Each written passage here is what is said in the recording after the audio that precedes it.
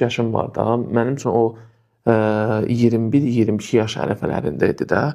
Elə bir şərait vardı ki, gedib nəsə eləyə bilərdim orada. Çox belə qəribə bir şeydir ki, mən elə bir qərar verməyə başlayanda birdən-birə burada mənim işlərim çoxalır. Film təklifləri çoxalır, serial təklifi çoxalır, o, bu. Başım qarışır, o yaddan çıxır. Və həyatımda bir 3 dəfə elə bir şey olub.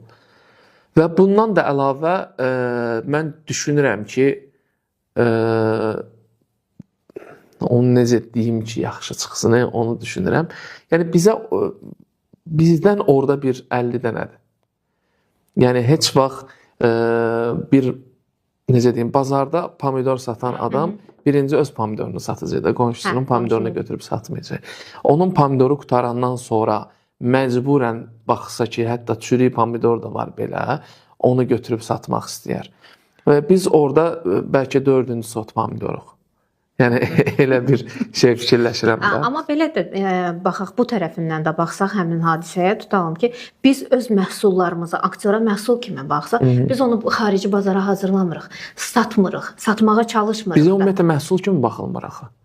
Bizim aktyorlarımıza produkt deyilir də, bütün dünyada filmdə aktyorlara produkt kimi baxılır. Sən produktu nə qədər yaxşı təklif eləsən, sənin o həm reklamındır, həm sənin məhsulundur. Ondan istifadə etmək istəyən çox olacaq və sən daha çox qazanacaqsan.